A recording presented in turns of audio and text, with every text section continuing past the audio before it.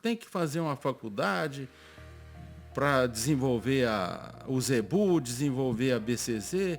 Aí deu a ideia de fazer uma fundação. E fizeram a fundação, entendeu?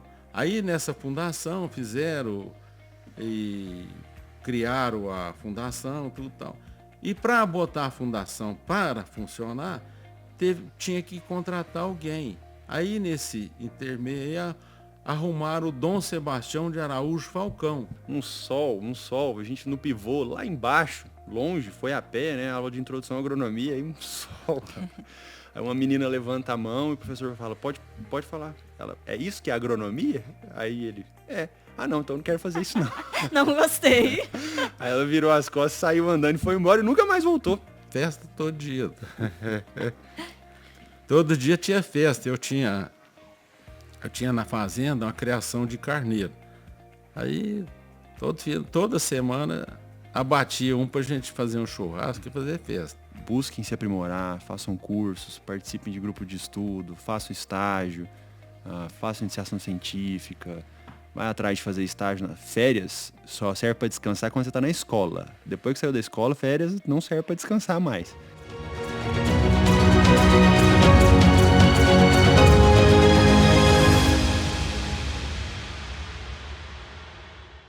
Bom dia, boa tarde ou até mesmo boa noite. Seja muito bem-vindo ao FazuCast, o podcast da Fazu. Meu nome é Rayane Duarte, eu sou jornalista da instituição e no episódio de hoje nós vamos contar uma história muito especial.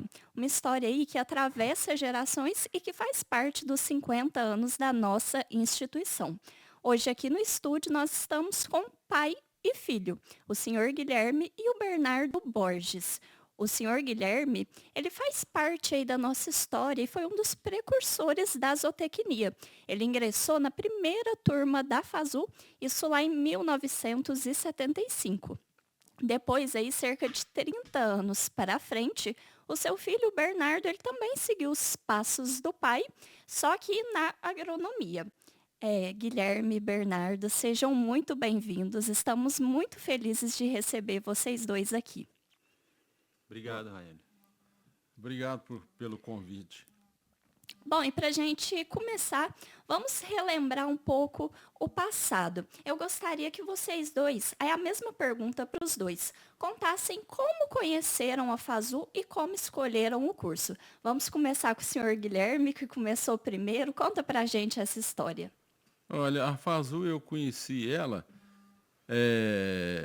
o meu pai contando história da FAZU, que ia abrir a faculdade e que era para fazer uma faculdade ligada a ciências agrárias para direcionar ao trabalho do ZEBU. E foi isso que aconteceu. Tá aí, fizeram o negócio e botou para funcionar e o resultado é esse aí. E, Bernardo, você também escolheu a FAZU, mas já na área de agronomia. Como que foi essa escolha? Claro que já conhecia aí também justamente pela história, a jornada do seu pai. Como que foi a sua experiência? Foi muito legal, Rayane. De fato, foi uma escolha mesmo, né? Eu tinha passado num vestibular também em Ilha Solteira e aqui. E lá, muito fora de mão, e aqui ficava mais próximo até de tudo, né, para propriedade, enfim, de outras coisas que eu já estava fazendo aqui também. E como meu pai já tinha formado, já conhecia a instituição, já naquela época os cursos de ciências agrárias eram muito concorridos, não tinham tantas faculdades assim ainda, igual hoje tem diversas em vários lugares. Então eram alguns poucos que tinham a história e a longevidade de ensino que a FAZU tinha, né? E com toda a estrutura que tinha dentro do campus também. Então não foi uma escolha muito, muito difícil. E optar por agronomia, eu não sei, eu sempre me identifiquei mais. Eu acho que é complementar, né? Então, assim, os dois cursos são complementares. Ambos tratam de produção de alguma coisa. E eu acho que a agronomia é o que eu me identifiquei mais desde sempre. Assim, eu sempre achei muito interessante toda essa parte de produzir do nada. Perfeito. E a vida universitária, ela é um momento muito especial, né, que traz muitas lembranças, muitas vivências. primeiras experiências. Eu gostaria de ouvir de vocês quando a gente fala de lembrança. Qual a lembrança mais marcante ou a primeira lembrança que vem na mente quando falamos desse período aí de faculdade? Seja uma amizade que dura até hoje ou uma viagem que ficou ali na memória, um trabalho muito difícil. Para vocês, qual que é a primeira lembrança que vem à mente? Olha, nós teve várias coisas que aconteceu, né? A primeira foi a aula de anatomia, que chegou lá, aquele mundo de carneiro em cima das mesas, a gente tinha que dessecar aquilo, marcou muito a vida da gente, a minha vida, né? E outra coisa também foi a aula de fisiologia, que você anestesiava o cachorro, fazia cirurgia, fazia uma série de coisas, né? E marcou muito, que isso aí é uma ciência ligada direta, né? Que você estava lá abrindo o animal, saturando o animal, né? Entendeu? Então isso aí marcou muito. E tem as viagens, que as viagens são festivas, né? A viagem que nós fizemos em Nova Odessa, a viagem que nós fizemos em Piracicaba, né? A viagem que nós fizemos na fábrica de leite em pó da Nestlé. Isso aí marcou a vida marca. A gente tem essas memórias na cabeça, né? Então, é isso aí. E não só viagens também, como, por exemplo, festa, integração. Como que era aí no tempo do senhor essa parte mais de socialização mesmo entre os alunos? Ah, não, isso era festa todo dia. Todo dia tinha festa. Eu tinha na fazenda uma criação de carneiro.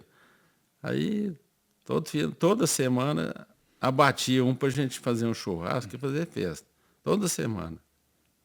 E, senhor Guilherme, o senhor acabou de comentar que já tinha, né, a questão dessa vivência na fazenda, da família do senhor. E como que foi para você sair dessa experiência, uma experiência mais de vida mesmo, para essa etapa mais técnica, mais acadêmica, de ciência? Na época, o curso de zootecnia era um curso muito novo. Foi uma mudança, assim, de perspectiva, de visão diferente, de observar aquela mesma produção, só que agora com essa parte mais acadêmica da faculdade. Como que foi para o senhor nesse sentido? Ah, foi muito difícil, porque você tinha que introduzir as novidades da faculdade, né? Introduzir na realidade da vida da fazenda. Não foi fácil, não, mas alguma coisa foi feito, entendeu?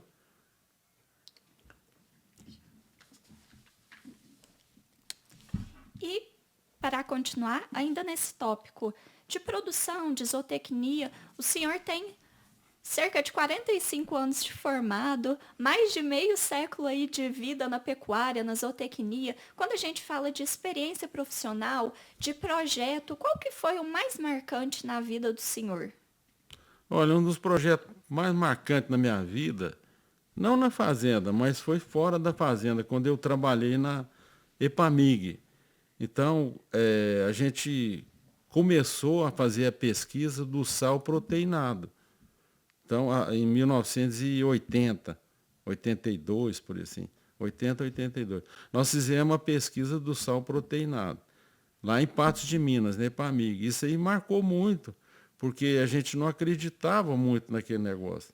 E hoje você vê, hoje tem uma infinidade de sais proteinados aí que dá resultado, dá ganho de peso, e isso aí marcou muito a minha vida. E outra coisa que marcou também foi que a BCZ, a FASU e a EPAMIG e a Secretaria da Agricultura do Estado de Minas Gerais criaram aqui em Uberaba o Centro de Pesquisa de Zebu. Aí o professor João Barson Vilares veio aqui para coordenar o curso. E coordenar o curso, não, o Centro de Pesquisa. E fez muito trabalho de pesquisa, fez muita coisa. Isso aí marcou muito também. Como profissional, né? Marcou muito. Aí estava na época de o sal, a fonte de fósforo era muito cara, o custo muito elevado. Aí nós fizemos trabalho de pesquisa em cima do MAP, que era produzido aqui da Fosfértil. Foi um trabalho muito bem feito, foi muito bom. E hoje é liberada a utilização do MAP para sal proteinado, para sal mineral, entendeu? Isso aí marcou muito a vida da gente em cima desses trabalhos de pesquisa. E como o senhor se sente, por exemplo, a EPAMIG, ela é uma instituição também com cerca de 50 anos também, se eu não me engano, e aquele começo até hoje teve um desenvolvimento aí gigantesco, não só a nível de Brasil, mas a nível de exterior. Como que o senhor se sente tendo colaborado lá no comecinho para ter hoje em dia a gente chegar nesse ponto de pesquisa, de desenvolvimento tão avançado que estamos? Como que é essa sensação, essa emoção de ter feito parte disso?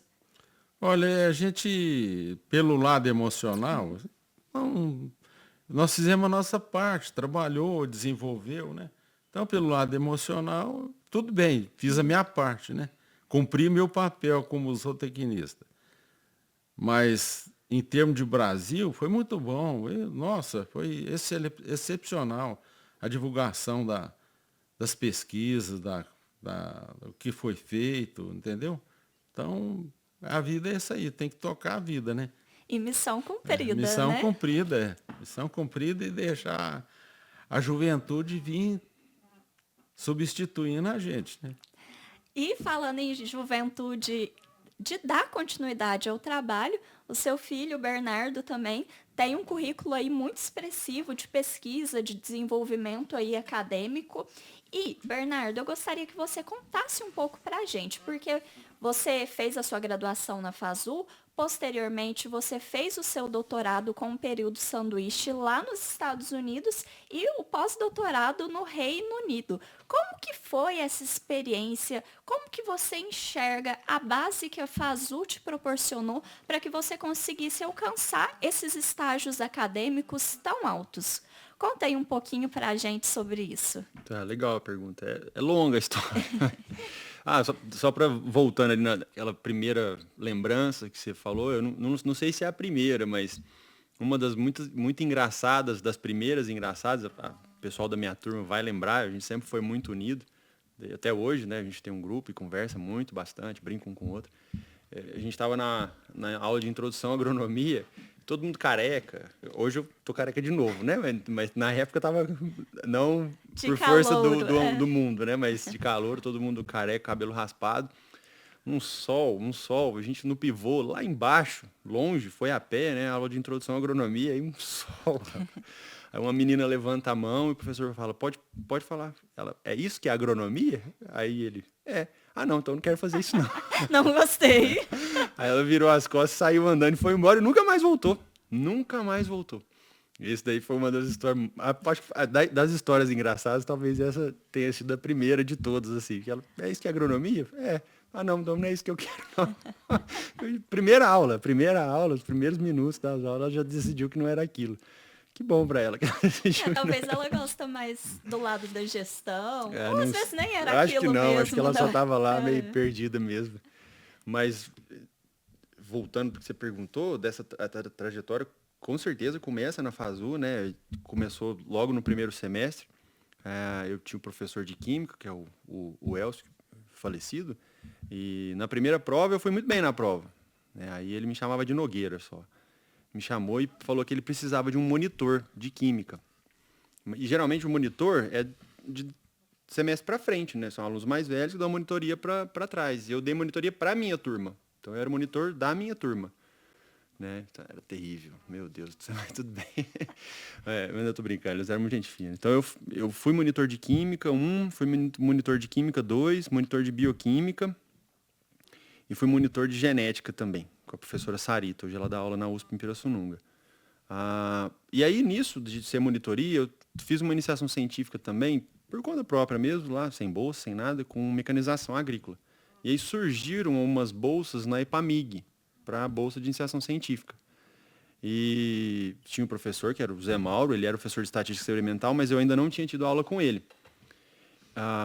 Aí o coordenador do curso falou, não, eu tenho um aluno bom aqui, se você quiser pegar ele, eu acho que vale a pena. E aí eu fui, fiz a iniciação científica na EPAMIG, fiquei, eu acho que foram 3 anos Então eu tinha uma bolsa, eu renovei a bolsa e renovei a bolsa por 3 anos, 2 anos e meio, assim, mais ou menos, que aí eu tive que parar para fazer o estágio.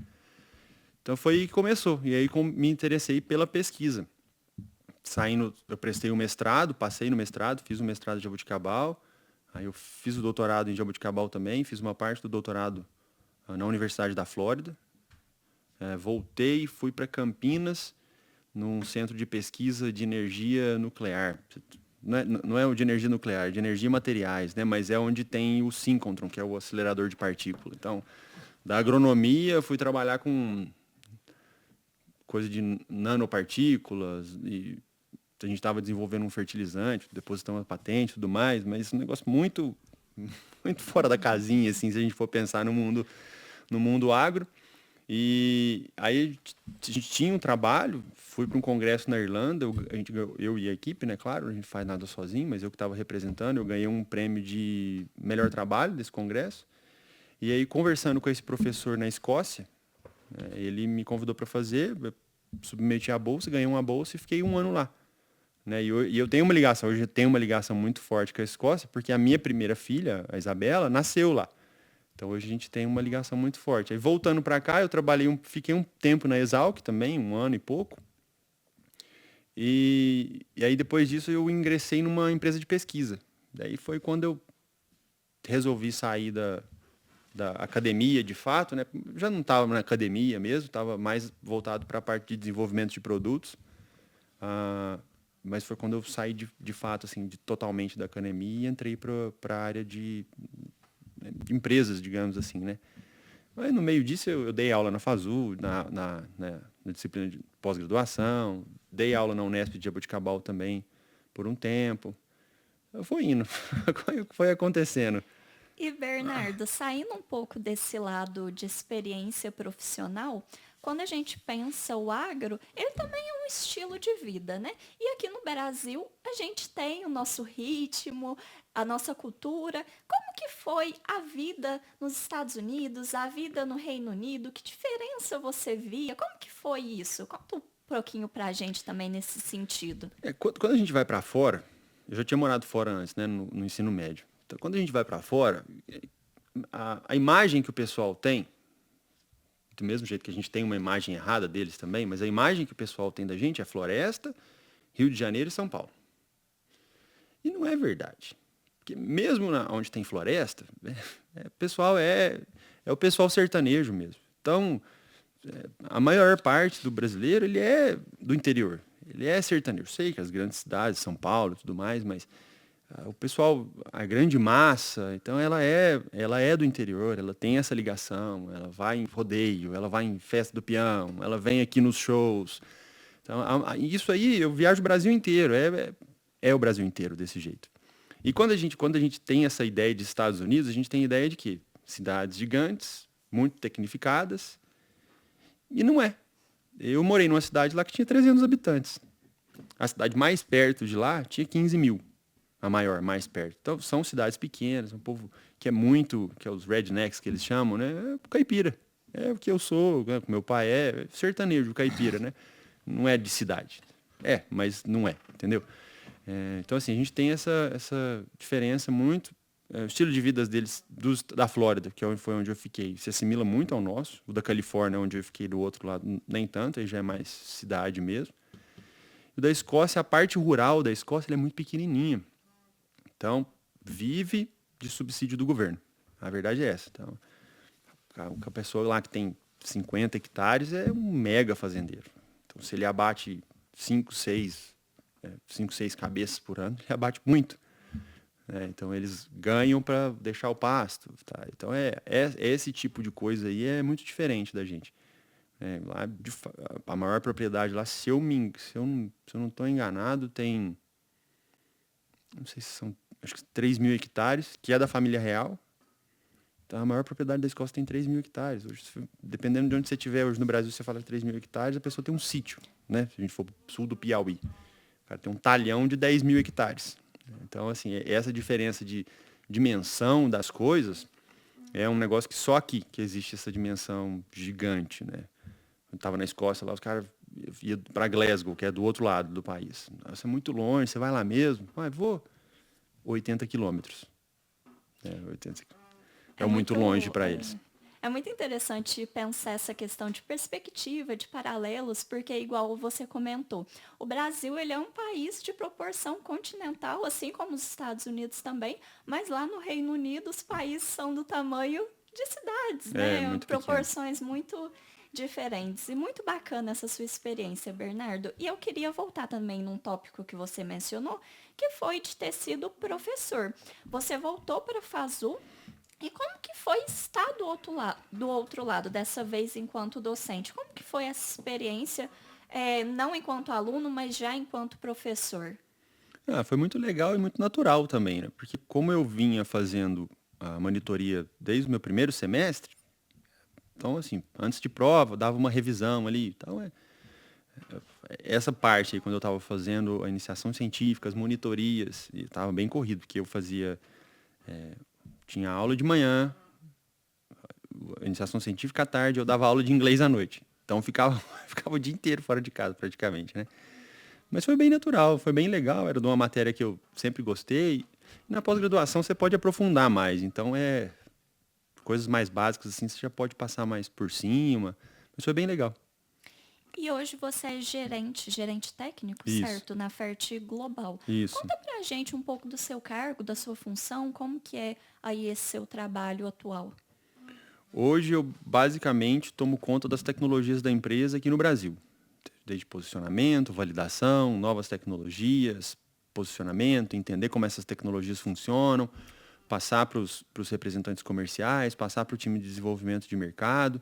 A Fert Global é uma empresa italiana, faz parte do grupo Larderello, tem aí seus 200 e tantos anos de idade.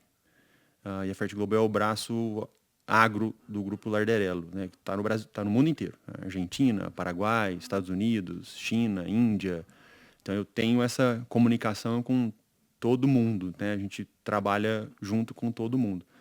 Então, mas aí hoje é basicamente isso mesmo, né? Entender como que as tecnologias funcionam, buscar novas tecnologias, estar sempre antenado com o mercado, ver o que o mercado pede, o que os produtores, os clientes da empresa querem naquele momento, ou precisam, ou até mesmo tentar entender uma coisa que ele nem sabe que ele precisa e nem sabe que ele quer.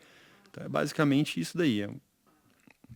É bem legal também. Dá trabalho, tem que ficar atento a tudo, mas é um trabalho muito interessante, muito legal.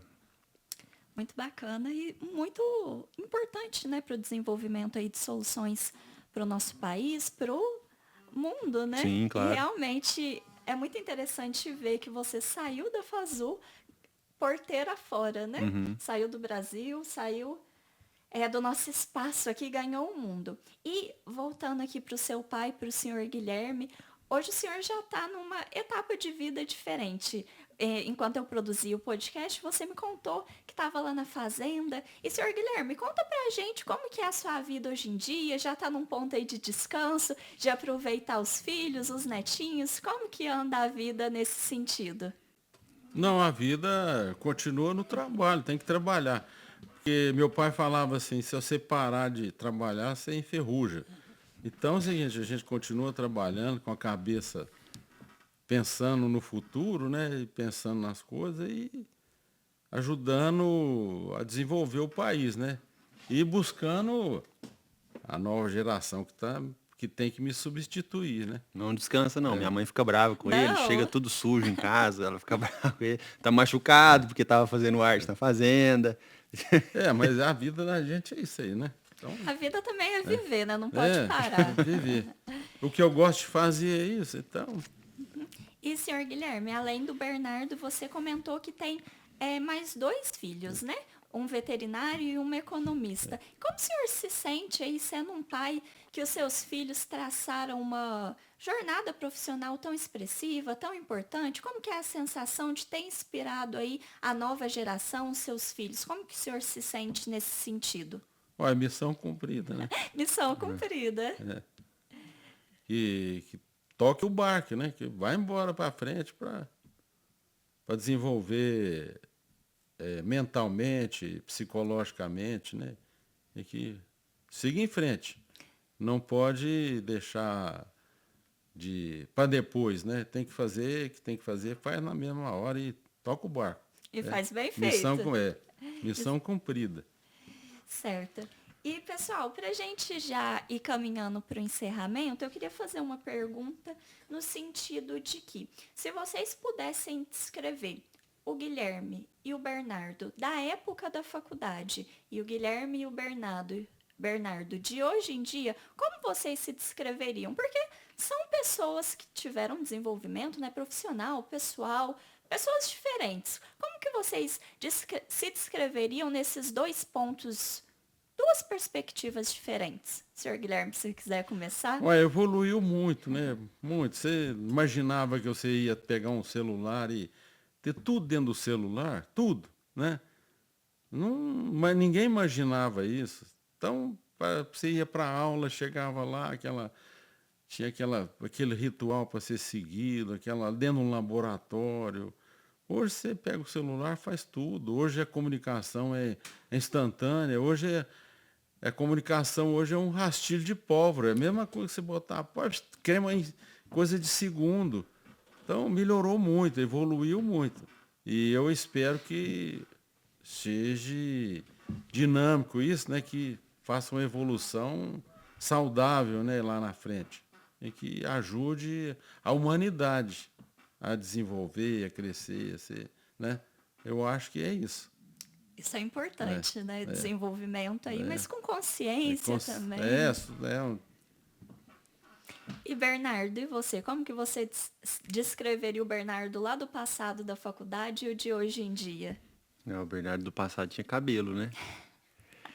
Mas fora isso, é muito, muito diferente, né? A gente vai amadurecendo, vai relevando mais coisas, apesar do mundo estar acelerado cada vez mais, acho que a gente vai tentando desacelerar algumas coisas assim, entender que as coisas têm tempo de acontecer, que não é tão rápido assim igual a gente planeja quando a gente está na faculdade, mas é evolução, não tem muito, né, o que hoje é o que eu fui ontem, então tá tudo certo. Um desenvolvimento, uma maturidade ali com constância, né? Porque também quando a gente é mais jovem na época da faculdade, queremos tudo ali na hora. E às vezes não é bem assim. E tá tendo um conflito de gerações, que sempre teve, né? Sempre teve, mas é isso mesmo, é evolução. De 190 hectares, houve uma evolução aí estrutural muito grande. E eu queria que o senhor contasse um pouco mais como que era lá na faculdade, na época lá nesse prédio, como que funcionava aí a dinâmica da primeira turma? Olha, a dinâmica lá da primeira turma, assim, você chegava lá, não tinha ninguém. Só as mesmas caras, os colegas, né? Esperando o professor chegar para dar aula. Mas tem um fato interessante, que lá era um mosteiro, né? Lá, quem ia ser padre tinha que ir para lá, ficar internado lá, estudar e para fazer padre. Aí depois teve escravo estava abandonado, a Fundagre, né, que é a Fundação de Ensino, resolveu alugar aquilo lá. E lá só tinha quarto. Lá tinha quarto, um pouco de sala. Aí o que foi? Foi fazendo a reforma, foi fazendo os laboratórios, foi fazendo a sala de aula, comprando os equipamentos. No começo, só tinha a nossa sala com carteira para os alunos assentar, né? Só tinha aquela sala. Você olhava e falava, não, aquele monte de sala lá, e cadê o pessoal? Não vai vir, não? Aí, passou 6 meses, veio a segunda turma, aí começou a evoluir o negócio, começou a desenvolver. Mas no começo a gente viu fazer tudo. Porque chegava lá, o que está fazendo aí? Não, aqui vai ser um laboratório de química, aqui vai ser um laboratório de anatomia, entendeu? Aqui vai ser para fazer análise de solo, aqui para a área agrícola, né? Equipamento de preparo de solo. Então a gente viu tudo desenvolver, crescer. Fizemos o primeiro centro acadêmico. O Mauro foi o presidente, né? O Mauro Sabino foi o presidente, eu fui o tesoureiro. E hoje, como que é a convivência aí com o pessoal da primeira turma? Ainda tem contato? Como que é? Porque agora em junho, né, nós vamos ter um encontro, uma homenagem à primeira turma. Como que tá a convivência, o contato aí com esse pessoal? Não, o contato sempre tivemos contato, tudo tal. É, porque passava por aqui, passava na BCZ e visitava a gente. Eu já trabalhei na BCZ também como técnico, como jurado, entendeu? Teve um período que eu trabalhei na BCZ. Então sempre mantinha contato, a gente viajava, o fulano está em tal lugar assim, assim. Aí a gente ia lá, visitava, tá morando em Araguaína, tá morando em Cuiabá, a gente passava e visitava, entendeu? Mantinha um contato. Hoje, com esse grupo de WhatsApp, aí é diário o negócio. Aí é o que eu te falei, a velocidade das Comunicação. informações, é um rastilho de pobre. Hoje você sabe as notícias de todo mundo na mesma hora, entendeu? Sim, aproximou todo mundo, né, de certa Aproximou forma. todo Foi mundo. sim. Seu Guilherme, você comentou sobre a questão de ter sido jurado, ter sido técnico na BCZ. O seu pai também, ele teve ali uma contribuição muito grande para a associação, para a FASU. Conta pra gente um pouco sobre isso. Eu vou te contar. Meu pai era médico, né? Aí ele era um dos fundadores da Faculdade de Medicina do Triângulo Mineiro. Aí ele era vice-presidente da ABCZ, na chapa do Dr. Arnaldo Rosa Prata. Aí um dia ele falou para o Arnaldo, doutor Arnaldo, tem que fazer uma faculdade para desenvolver o ZEBU, desenvolver a BCZ. Aí deu a ideia de fazer uma fundação. E fizeram a fundação, entendeu? Aí nessa fundação fizeram e criaram a fundação, tudo tal. E para botar a fundação para funcionar, tinha que contratar alguém. Aí nesse intermeio arrumaram o Dom Sebastião de Araújo Falcão, que era um padre, acho que era beneditino, um negócio assim, e usava uma batina bonita de brinho, branca. Aquilo chegava a brilhar, assim, passada impecavelmente. E ele foi o que tocou a fundação para frente. Ele entrou no desenvolvimento da faculdade, da fundação, e entrou no Ministério da Educação, com assessoria do Ministério da Agricultura, e ele desenvolveu a faculdade mesmo. E é tanto que a faculdade, antes de formar a primeira turma, ela foi reconhecida como faculdade. Isso é uma coisa inédita, né? Ele conseguiu fazer isso. Aí botou tudo para frente, levava documentação, e ia, voltava em Brasília, e conseguiu a liberação do funcionamento do curso da FASU. Aí depois ele foi diretor e depois falou, já fiz minha parte, já formei a primeira turma, eu vou deixar de fazer parte. Tem que partir para outra missão. E foi. E ele foi essencial na formação no desenvolvimento da formação de documentação e tudo da FASU. E missão cumprida, Missão né? cumprida. Se hoje estamos comemorando 50 anos, com certeza, porque tiveram pessoas que acreditaram no poder da educação, que também fizeram essa parte de articulação política tão importante, e hoje estamos aí, meio século depois, comemorando o aniversário da FASU. E, pessoal, o nosso podcast ele é voltado para alunos, para colaboradores, professores. Eu gostaria que vocês deixassem uma mensagem, principalmente para aqueles futuros profissionais. Que recado, qual dica que vocês deixariam? Quem quer começar? Senhor Bernardo? Deixa o Bernardo Bernardo, senhor Guilherme. Olha, recado. Quando a gente está no curso e a gente vai caminhando, o aprendizado é gradual, né? Então é pouquinho, vai colocando um tijolo por vez no muro que a gente está construindo. E quando a gente está lá mais para o final, parece que a gente não aprendeu nada. A gente não aprendeu nada. Então a faculdade, ela dá um norte para a gente, ela ensina a gente algumas coisas básicas, ela dá um ponto de partida na nossa vida, ela é um ponto inicial para aquilo tudo que está acontecendo. Mas só a faculdade, independente da faculdade que você faz, não é o suficiente. Tá? Ainda mais nesse mercado de hoje que é muito competitivo. Então o que eu vejo é isso, é que o pessoal está saindo da faculdade achando que só fazer a faculdade, assistir a aula e fazer prova é o suficiente. Não é. Então busquem se aprimorar, façam cursos, participem de grupo de estudo, façam estágio, façam iniciação científica, vai atrás de fazer estágio nas férias, só serve para descansar quando você está na escola. Depois que saiu da escola, férias não serve para descansar mais.